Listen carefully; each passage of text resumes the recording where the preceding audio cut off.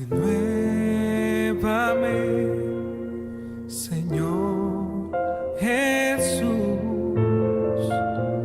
ya no quiero ser igual. Renuévame, Señor Jesús, pon en mí tu corazón. Hola, hermanos de Buenas Nuevas.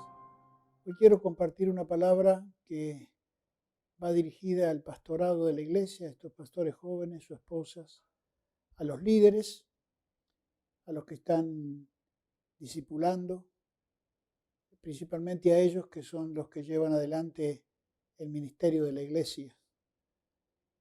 Porque cuando yo propuse para la iglesia el lema, he aquí yo hago cosa nueva, pronto saldrá la luz, no solo pensé en cosas nuevas materiales que hemos vivido en la congregación, sino algo nuevo en nuestras vidas, que es lo más importante. Y mientras que estaba pensando en esta semana en la palabra que quería dar hoy, mientras que le pedí al Señor en oración la palabra, vino a mi mente una canción que cantábamos hace muchos años en la iglesia, que creo que era de Marcos Witt, que dice: renuévame, Señor, porque todo lo malo que hay dentro de mí necesita ser cambiado. Y me quedó esa palabra, yo necesito un cambio. O como el título del mensaje de hoy, Señor, yo necesito un cambio. Y entonces, buscando en las Escrituras, encontré dos cosas que el Señor tiene que resolver. Una es una parábola que Él cuenta y la otra es el conflicto que tuvo con Pedro, o Pedro con el Señor. Y eso es lo que te quiero compartir en esta mañana. Porque estamos en un proceso de cambio. El mundo no va a ser lo mismo que conocíamos antes. Las cosas están cambiando. Y en la medida que yo me dé cuenta de esto, va a haber cambios también en nuestra vida. No podemos seguir de la misma manera que veníamos haciendo. Todo va a ser diferente. Aún la presentación de la palabra, aún la conducta de nuestras vidas. Estamos ante un escenario totalmente distinto, donde hay mucha más demanda, donde necesitamos tener más respuestas, donde necesitamos llevarle a las personas un mensaje totalmente claro. Y es por eso que hemos dejado atrás muchas cosas y estamos viviendo un periodo de cosa nueva.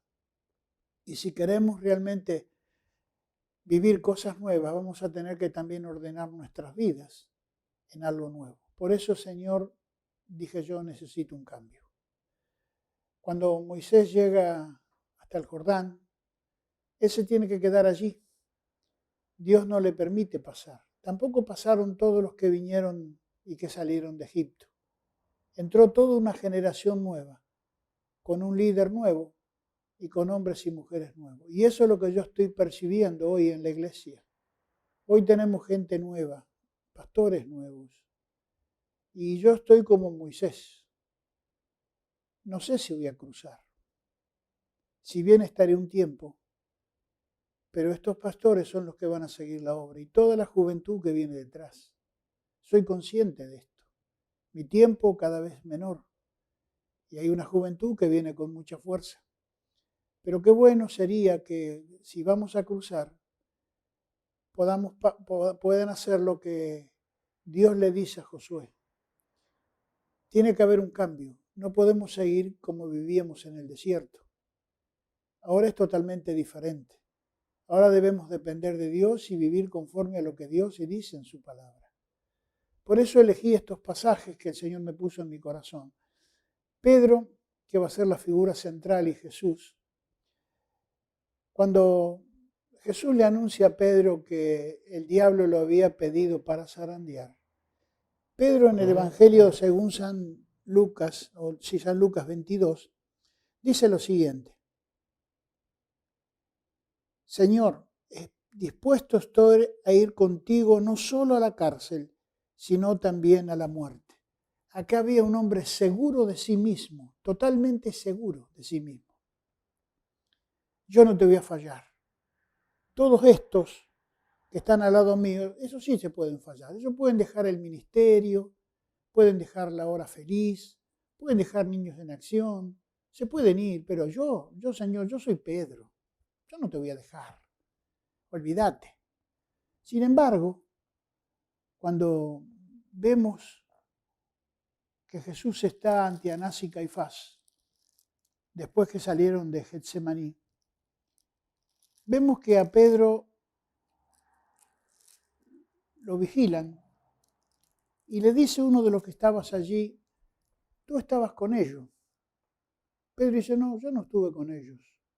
De más, no lo conozco, no sé quién es Jesús. Habían pasado pocas horas. A tal punto que Pedro llega a maldecir. ¿Qué es lo que pasó? Un hombre que se sentía tan seguro y hoy está negando a Jesús. Esa es la conducta nuestra, mis hermanos. Pensamos que nunca vamos a fallar, pero fallamos. Y ahora Pedro se encuentra abandonando todo.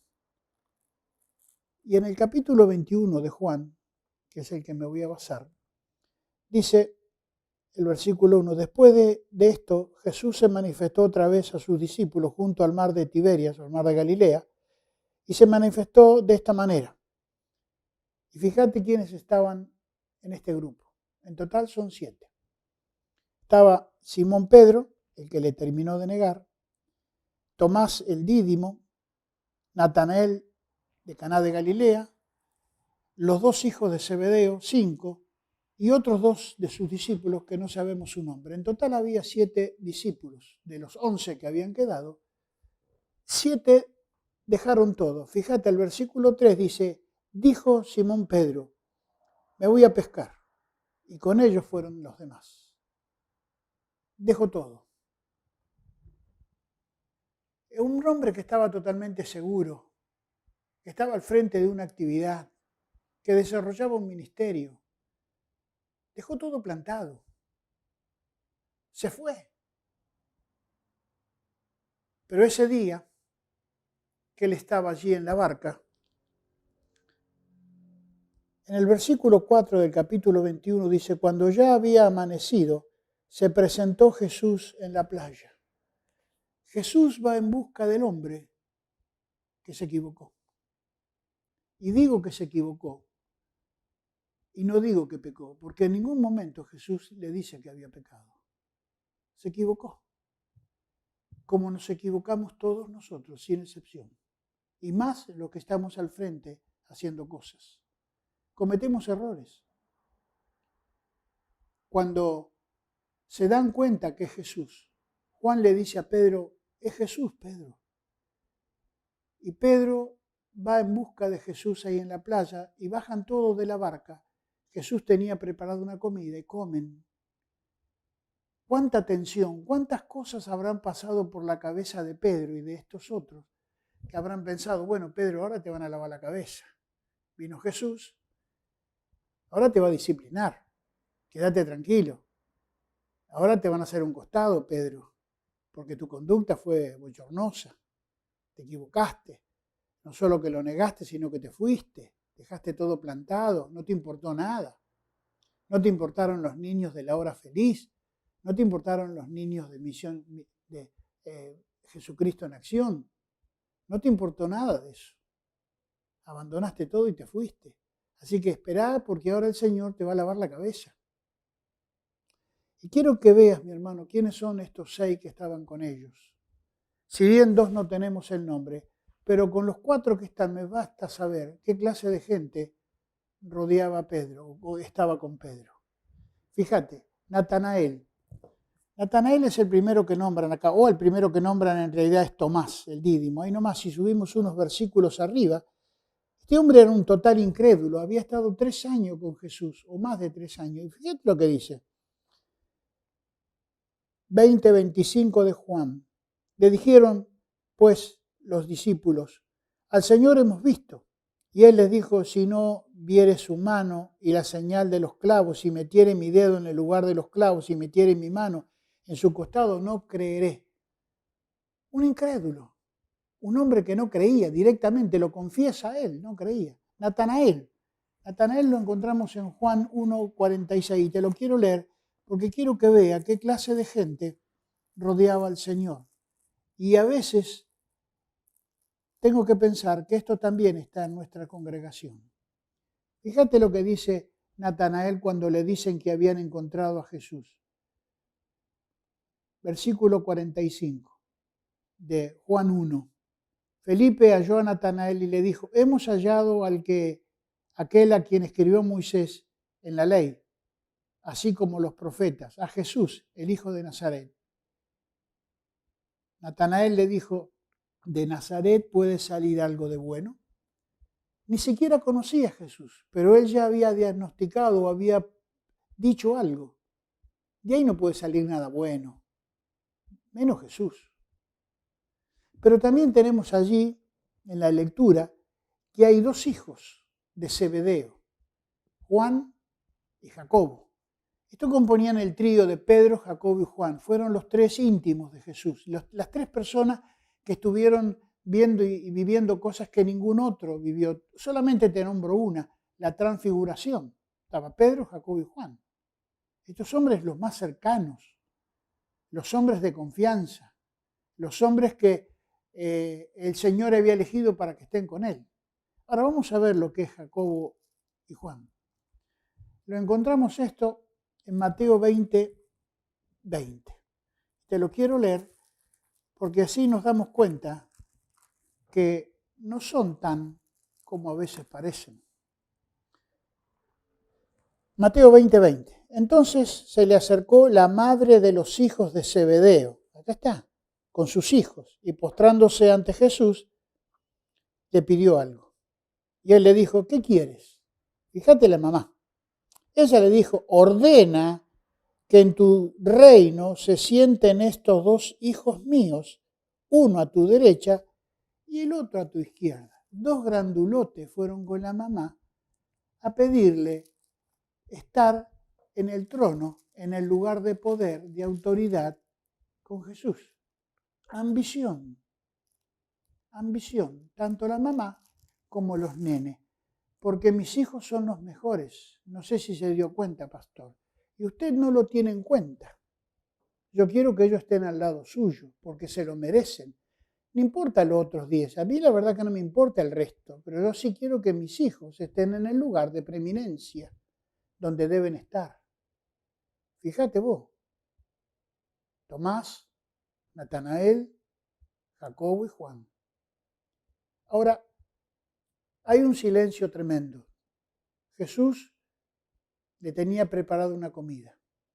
Están comiendo. ¿Te imaginas todo lo que habrá pasado por la mente de cada uno de ellos? Y ahora Jesús empieza a hablar. ¿Y qué es lo que va a decir Jesús? Todos estos expectantes, ¿te imaginas los 6? Más con este tipo de trasfondo en la vida de cada uno de ellos. Ahora Jesús va a decir algo que los va a espantar. Porque a veces tomamos las palabras de Jesús a Pedro, pero no pensamos que cuando Jesús le habla había otras 6 personas escuchando. Y le dice, lo primero que le dice Jesús a Pedro, apacienta mis corderos. ¿Cómo, Señor? ¿Cómo apacienta mis corderos? Yo darle de comer, eso es apacentar. Señor, escúchame, ¿no te diste cuenta que te negó? ¿No te diste cuenta que te dejó? ¿Cómo se te ocurre decirle que apaciente, que le dé de comer a tus hijos? Esto ha pasado por la cabeza de ellos, mi hermano, porque pasa por nuestra cabeza. Cuando vemos en la iglesia que alguien ordena a otro y me parece que no está bien lo que ha hecho. Pero el Señor habla la segunda vez y le dice, pastorea mis ovejas, ya no solo la alimentas, sino gobierna sobre ellos. Eso es pastorear. Pastorear es gobernar sobre ellos, es guiar, presidir, Es más que alimentar. ¿Te imaginas? Señor, no entiendo nada. Se fue. Abandonó el ministerio. Dejó a los chicos plantados. El Señor vuelve a hablar por tercera vez. Y le dice, apacienta mis ovejas. 3 veces. ¿Qué es lo que está haciendo el Señor aquí? Jesús no está restaurando la vida de Pedro. Jesús está mostrando hoy a ellos que Pedro necesita un cambio. Y el cambio también lo necesitan los otros 6 que están escuchando. Cambiar esa mente. El otro relato que Jesús narra es el que acontece en Lucas capítulo 15, muy conocido porque es el hijo pródigo. Aquí hay otra historia muy similar. Esta es una parábola que Jesús quiere mostrar cómo es el Padre. Y acá hay 2 muchachos como en Ministerio Buenas Nuevas. Un día dijo, me voy, no quiero estar más acá. Mucha presión con el tema de que hay que juntar dinero para comprar el terreno, con que hay que vender, con que hay que venir a los discipulados, con que tengo que diezmar. Estoy cansado de todo esto. Demasiado presión. Me voy. Y agarró sus cosas y se fue. Y esto lo hemos visto, mi hermano, en la congregación. Hermanos que algunos pegaron un portazo y ni saludaron. Otros tuvieron la delicadeza de venir a hablar con el pastor. Pero otros se fueron. Y tienen toda la libertad del mundo de hacerlo. Si no me siento bien en un lugar, no tengo por qué quedarme. Y se fueron. Algunos con críticas, otros simplemente se fueron, pensaban que podían estar en otro lugar y seguir su ministerio. Está bien, porque nadie puede censurar la libertad de nadie. El tema, que en la iglesia quedó otro hermano, otro hermanito, como solemos tener, el hermano mayor, el de muchos años. Y ese hermano dice 3 cosas que son alarmantes, que son tristes, que también la tenemos en la iglesia. Fíjate lo que pasa en el 15:28. El hermano mayor se enojó y no quería entrar. ¿Se enojó? ¿Por qué se enojó? Se enojó porque el padre había restituido al hijo que se había ido. Quiero que prestes atención porque esto hay que leerlo muy fino para darte cuenta. El muchacho dice, cuando está en el chiquero, voy a volver y le voy a decir al padre que pequé contra el cielo y contra él. Que yo no quiero ser más su hijo, solamente quisiera ser un jornalero. Pero nunca el padre le dijo al muchacho que había pecado. Jamás. Ni siquiera le dejó terminar las palabras. Aquí no hubo pecado, porque el padre no se lo mencionó. Y el padre tenía toda la autoridad para decirle, ¿te das cuenta lo que hiciste? Bueno, ahora sabes lo que quiero, que vayas y vivas con los jornaleros y que comas con ellos. Yo no te quiero acá. Tenés que ir al banco. Lo que tenías antes no te lo vamos a volver a dar. Te vamos a disciplinar ahora, para que sepas, para que esto sirva de lección para otros. No. 3 cosas hace el papá, como las 3 cosas que hizo Jesús. Primero, le pone un vestido. Esto es dignidad, mi hermano. Una persona vestida es una persona que está cubierta de toda su desnudez. Esto es dignidad. Y le puso el mejor vestido, por las dudas. No cualquier trapo, el mejor vestido. La segunda cosa que hace es que le pone un anillo. Esto es autoridad. El anillo era el que confería autoridad a las personas. Y la tercera cosa que hace, le pone calzado en sus pies. Esto es el andar. Vuelve a andar de la manera que andabas antes. Este es un nuevo caminar. Esto es lo que yo vengo diciendo de un nuevo cambio. No era el muchacho que se fue el que está ahora. Estaba en la casa de papá, pero no era el mismo muchacho. el padre produjo un cambio en la vida de él. Ahora, encuentro un muchacho que está enojado porque el padre hizo eso. ¿Se equivocó papá en hacer lo que hace? No. El muchacho estaba enojado contra la autoridad del padre. El padre tenía toda la libertad de hacer lo que le parecía. La segunda cosa que hace este muchacho está en el versículo 29 de Lucas 15. Mas él respondiendo dijo al padre: aquí tantos años te sirvo, no habiéndote desobedecido jamás, que es una mentira, y nunca me ha dado un cabrito para gozarme con mis amigos. Esto es un reproche. Le reprocha al padre que él no tuvo lo mismo que le dio al otro hijo. Y esto es triste.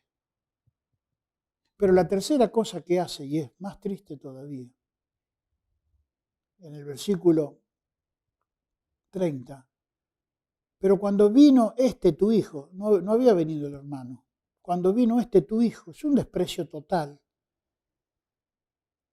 que ha consumido sus bienes con ramera y ha hecho matar el becerro gordo. Esto es levantarse contra la autoridad. Y esto a veces es muy común en la iglesia, cuestionar lo que la autoridad hace. En vez de aceptarla y esperar el momento para poder hablar y no infectar a las demás personas por lo que la autoridad ha hecho. ¿Por qué lo volvió a restaurar o a poner a Pedro en el lugar que lo puso? Porque estaba dando una lección. Pedro necesitaba un cambio en su vida. Cuando cuando Jesús habla con Pedro, ahí se puede aplicar perfectamente lo que Jesús o lo que Dios le dice a Jeremías en Jeremías 18. Dios le dice a Jeremías: ve a la casa del alfarero y ahí te haré oír mis palabras.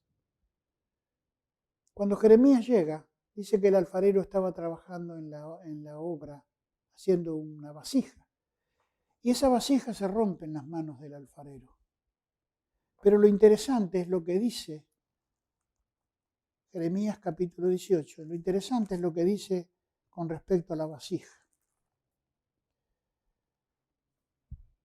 Y descendí a la casa del alfarero, y aquí que él trabajaba en la rueda.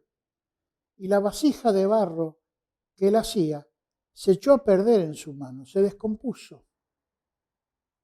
Pareciera que iba a sobrevivir al trato del alfarero, pero se descompuso. Y fíjate, y volvió y la hizo otra vasija según le pareció hacerla. Cambió lo que estaba haciendo. Hizo otra cosa. Produjo un cambio el alfarero. Le dio otra forma. Y cuando yo voy y veo lo que Dios hace con Pedro, veo que Dios está tratando con una persona produciendo un cambio. Quiero que entiendas esto, mi hermano. Si tu argumento de que porque el pastor intervino y puso a una persona que se había ido y la volvió a poner en su lugar, no habiendo pecado, si no tenés un argumento bíblico, no te sientas mal. Si vos pensás que la persona que puso no piensa como piensa el pastor o como la iglesia piensa, no te preocupes. Oportunidad hay que darle a todos. No puedo marginar a una persona porque me parece que lo que hizo no está bien. Si yo no tengo las escrituras que apoyen la decisión que tomo, no puedo censurar a una persona que haya dejado el ministerio, que haya dejado a los niños. Muchos de ellos, te vuelvo a repetir, se fueron sin saludar. Otros tuvieron una charla larga conmigo antes de irse y cuando volvieron también. Y he entendido su razón, su causa. Algunos piensan que hay que disciplinar. La disciplina es el último estado en que se puede operar. Es la última forma en que podemos operar con una persona. Previamente hay otras cosas. Y la disciplina se aplica si realmente hay pecado y se pueda comprobar entre 2 o 3 personas. De lo contrario, no se puede disciplinar a nadie. No puedo marginar a una persona que tiene dones y talentos porque ha cometido un error. No un pecado, un error. Porque ni Jesús le dice a Pedro que pecó, ni el Padre le dice al Hijo que pecó. Todos cometemos errores. Y mi hermano, si van a comenzar algo nuevo, estas cosas las tenemos que erradicar de nuestra vida. Porque a veces juzgamos lo que vemos. Pero hace un tiempo atrás, unos años, no muchos, estando yo en la puerta, había salido de la reunión de oración y había un hombre en la puerta esperando a su esposa. Cuando esta mujer viene y la saludo y el esposo la ve, ¿saben qué me dicen? Pastor, usted la tendría que conocer en mi casa, esta mujer. Me dejó helado. La mujer se fue y el domingo cuando vino me estaba esperando. Dice, mi esposo es medio exagerado para decir las cosas. Y yo le dije, mira hermana, yo no me meto en la vida personal, tampoco puedo creerle a su esposo, que no es creyente, pero de todos modos no cayó bien lo que me dijo. La hermana estaba en ministerios y a veces pasa que están en ministerio personas que vienen con conflictos de la casa, pero como no lo conocemos, está todo bien. Miren, eso hasta muy poquito, estaba comiendo un choripán el domingo a la noche y me senté en una mesa donde había un chiquito, un preadolescente supongo que es.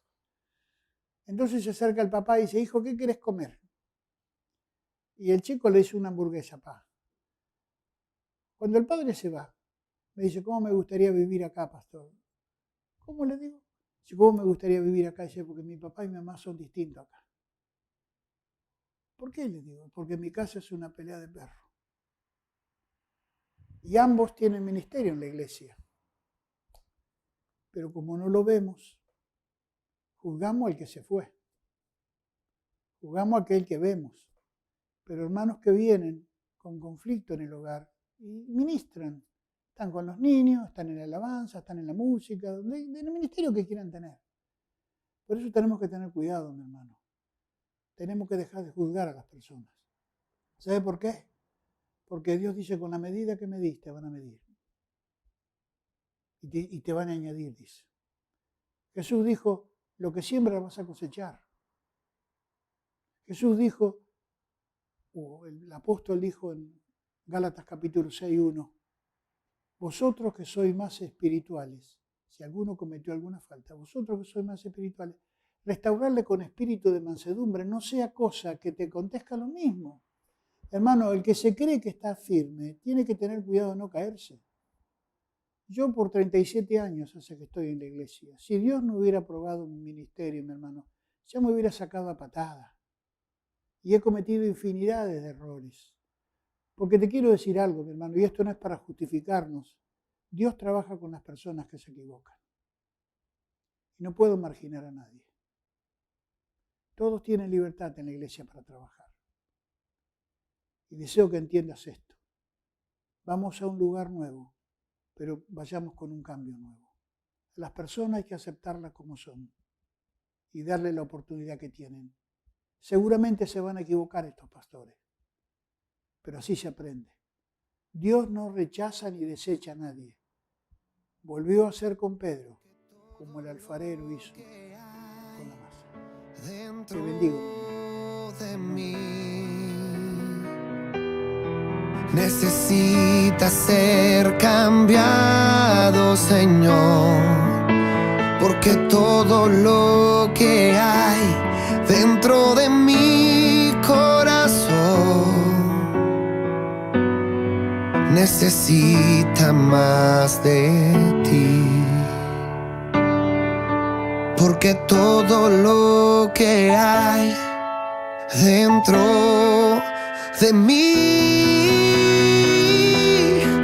necesita ser cambiado, Señor. Porque todo lo que hay